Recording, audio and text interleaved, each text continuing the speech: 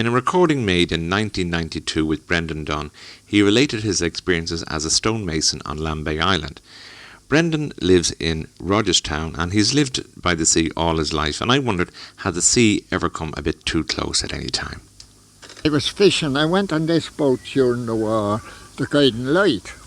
She was a small fishing boat decked with 4 of a crew. And they were doing so well, this fishing company, or this fishing family. Georgie Coe was the skipper. Lord of Mercy and George is dead. They're all dead. They were in a bar me. I don't know why I'm kept alive at all. But anyway, we used to have to go down maybe when the oil all go once, or maybe once at least a month for the get. We had no rations for her because they bought her in Northern Ireland during the war, and we had to have rations for fuel, and we'd no rations, and we used to go down there for diet. And this particular time we were down, we left about 12 o'clock at night, and we were tied up alongside a coal boat, and they had the hatches off, and we were level with it, it was a grand night. And God, we nearly took a ton of coal off it. We threw it in the hole, bring home. You couldn't get coal or anything. So, damn it, we were motoring away. George, he'd say, "Oh, follow that light." He says, "There's one of the Kilkeel boats going up to Dublin Bay, up to fish." And we're following this fucking light. The compass was out of order. I think when we thought we were going south, we were going north. And Georgie, that was going for about 12. It must have been about 4 or 4 o'clock in the morning. So we should see the light of the Rocket Bill by now. There was no sign of any light, so we started to sound the water, see what depth it was under us. We couldn't get the bottom. So we steamed in for it was about 4 in the morning. But then anyway, we steamed in, and we got for a couple of hours, and then we went off again, and the next thing we saw land. I don't know what time it was, and the next day, and we went we saw a little bit of a cove or some kind of a harbour way in, and we went into it, and nice and easy because we didn't know where we were. And a couple of fellas come down. It was an island of some description, and I was in the bow with Wiley Harford, and the crew was all dead. He said to him, we were blowing off course. We don't know where we are. And he says, George, he said to me, he says, what did he say? He said, "Me don't speak the English." "Oh, Christ," says George. I was only just a condom, But we were up in the Outer Hebrides just sometime the next evening. I said, "Don't be talking." Every time we went out, we'd have to be towed in, or the Air Force would be after us, and the boat was rotten, and the gear was rotten, and I was in her 7 months, and I only earned 23 shillings for 7 months. We only shared one week. It was a real bad week, and that particular day we went out for a couple of weeks after, because she nearly sunk. We went out with the chops. It was a bad day, and we didn't go out deep. We went away down under the islands at Skerries, and we made a ring. It was ringing we were doing, and we were lucky we weren't out deep. But Wiley said to me when we were out and throwing out the nets, and we were just hauling them in the ring, and they went down to see it's the kettle boiling. So I went down, so the frickin' everything was the water was slashing up and down, the fish boxes rooting around. So we got to come back. She says, "It's just full of water." So I said, "All the way down the head." Jesus.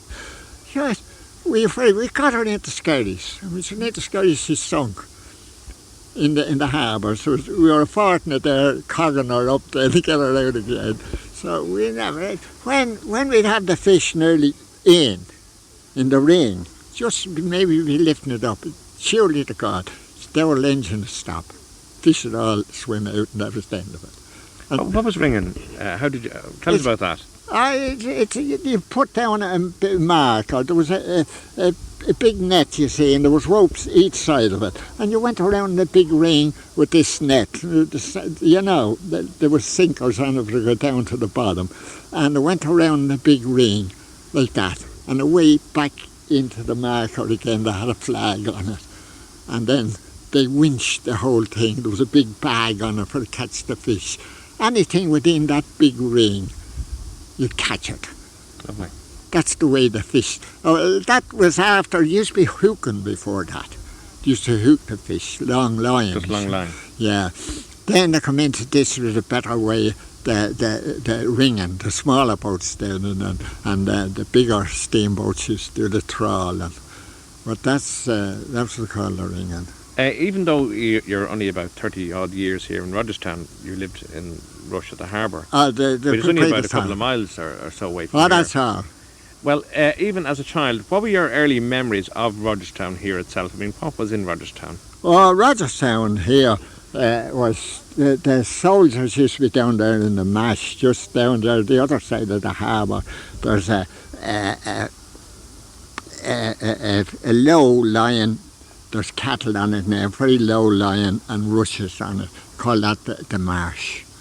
And the soldiers had their camps there, the British Army, and they used to swim the horses across there, training to be on the horses, some of them holding on to their tails and all, back and forth across the river, you know. And this was, at that time or before this was a real smugglers. Then all the way up the estuary up there.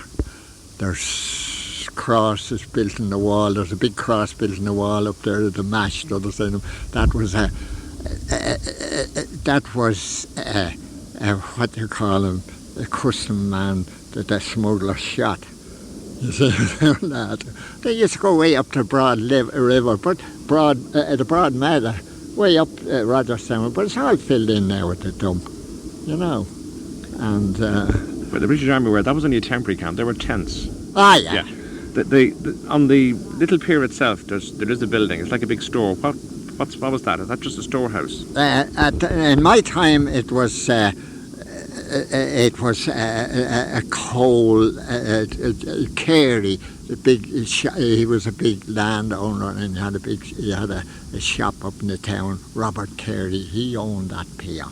Revelstoke owns it now, and he brought in the coal boats from England, Lonsdale and them.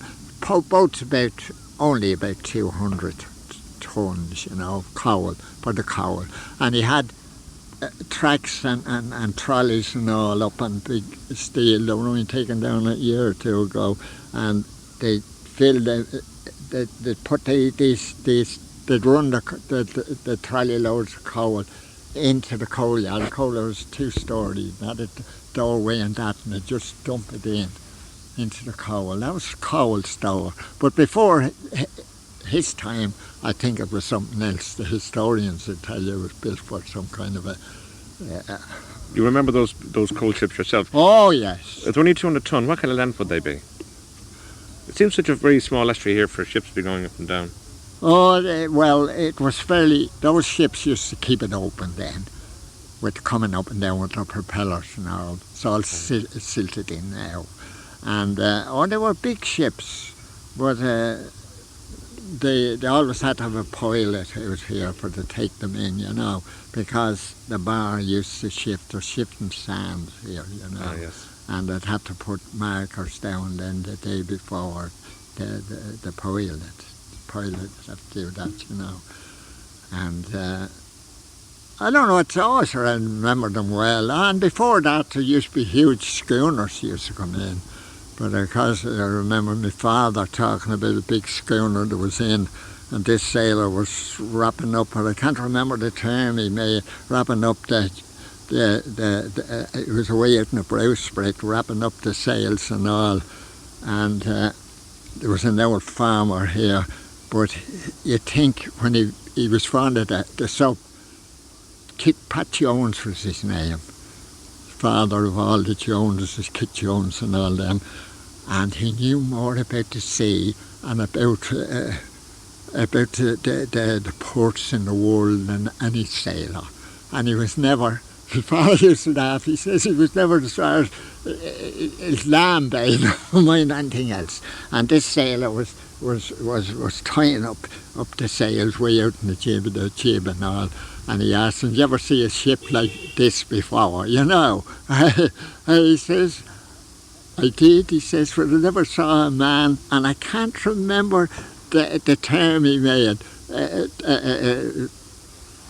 wrapping up what you call it, where something else should have been anyway, the jib where some other sail should be. And he got a right level. The man knew more about the sailing ships than the sailors themselves. And he was a landlubber. He was a farmer. But he had a great joke about him. Pat Jones, his name. He was a hard case. Do you remember the Palmers in Kinua now? I worked over there. I slated the roof for Colonel Palmer, and was the wash house. It wasn't the main. It was house. Oh, it's a good few years ago. Worked over there, and he was telling me, he told me about his estate in Oswestry in North Wales. He had another estate there. Of course, he was Colonel Palmer. He was in the English Army. He was a colonel. Lady Palmer was his antecedents before him, you know, Rogers. But he was telling me, I was telling him I worked over in England. The last place I was in, so it was Oswestry. So I was a militia camp. And he said to me, "Sure, I've been in the state there." And it was the military was using it.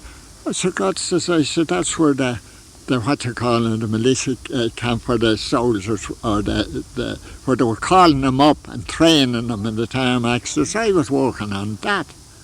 And says, I didn't know you owned the estate. And I was lodging alongside it. And you see, there was a couple of houses. There was another town, like from here to Skerries, the other side of it. And I was out at the dance one night, come out about 1 o'clock in the morning, and says I come through the estate, you know, and I think for a short cut, I was going to cut 2 or 3 miles off, you know. And pitch dark at night, 1 o'clock in the morning or sometime. And of course I was working in it. And the next thing, I heard this voice come and says, "Who goes there?" It was a sentry. God, I know it's right. And I told him, "Oh, friend," says I. So he told me, "Thanks, friend, if you recognise." And he clicked the theory to go and clicking, and he marched me up. He didn't ask me any question. Marched me up to the officers' mess. It was only 50 yards or so away, and they brought me in before it. And of course I was an Irishman in the middle of the war, in the middle of the night, going through a fucking camp in the estate. I was lucky man when I think of it after, you know, because they questioned me up and down and down and up. And I told them I was lodging here, lounge in the house, told them. And so I'm working on the estate here, in the camp here, in the militia camp. And they asked me then, "What's your number?" See, we had a number, you know. So, and I was able to give them a number, and that was all right. They explained everything. So let me go.